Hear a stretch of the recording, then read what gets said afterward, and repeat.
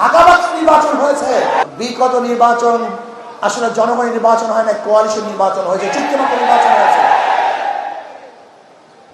দেখেন আশ্চর্য বিষয়, বিরোধী দল সংসদ দাঁড়িয়ে বলে আমরা বিরোধী দল না। মানে কি যে করবে দিশাই পায় না, না সরকারি দল না বিরোধী দল, কারণ চুক্তিবদ্ধ তো। সরকারি দলের সাথে বিরোধী দলের সাথে চুক্তি হয়েছে, আপনাদের এত সিট, আপনাদের এত সিট। আগামীতে ইসলাম ক্ষমতায় যাবে, কিন্তু কাদের জন্য, কিসের জন্য আজকে ইসলাম ক্ষমতায় যায় নাই? হয়তোবা ভেবেছেন যে আমরা গুপ্তভাবে এড়িয়ে যাব, পালিয়ে যাব। না, বর্তমানে গুপ্ত থাকার কোন সে নাই, সম্ভাবনা নেই, সব স্পষ্ট হয়ে যাবে। ইসলামী আন্দোলন বাংলাদেশ ইসলামের জন্য রাজনীতি করে, ক্ষমতার জন্য নয়। ইসলামী আন্দোলন বাংলাদেশ ইসলামের জন্য ক্ষমতা ত্যাগ করতে পারে, কিন্তু ক্ষমতার জন্য ইসলাম ত্যাগ করতে পারে না। ইসলামী আন্দোলন বাংলাদেশ ইসলামের জন্য ক্ষমতা ত্যাগ করতে পারে, কিন্তু ক্ষমতার জন্য ইসলাম ত্যাগ করতে পারে না।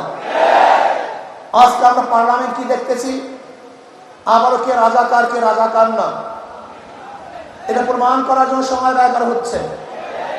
আবার কেউ রাজাকার না, মুক্তিযোদ্ধা হিসাবে, শিশু মুক্তিযোদ্ধা হিসাবে নিজেকে প্রমাণ করার চেষ্টা করছে।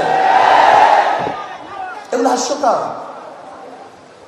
হাস্যকর, এগুলি ঠিক নয়।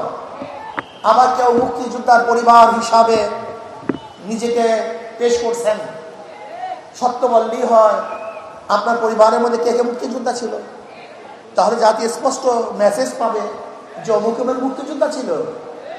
আমার পরিবারের লোক মুক্তিযোদ্ধা, কে কে মুক্তিযোদ্ধা, কোথায় যুদ্ধ করেছেন, কোথায় শহীদ হয়েছেন বলে দেন, তাহলে অস্পষ্ট থাকবে না। আপনারা আগরতলা ষড়যন্ত্র মামলার বিরুদ্ধে কথা বলবেন, আবার ৭১ স্বাধীনতার বিপক্ষে কথা বলবেন, এই দুইটা হয় না। আজকে এক দলের নায়েবে আমির কোরআনী শাসনের জন্য সংসদে বক্তব্য দিয়েছেন। আমি আশা করব শরিয়ার পক্ষে বা কোরআন ও সুন্নাহর পক্ষে যেন ওই দলের আমির বীর স্থাপন করেন, সংসদে কথা বলেন, আলোচনা করেন, এবং কোরআন ও সুন্নাহর আইন পাশ না করলে তারা যেন সংসদ ত্যাগ করেন, ওয়াকআউট করেন। এইটা আমরা দেখতে চাই।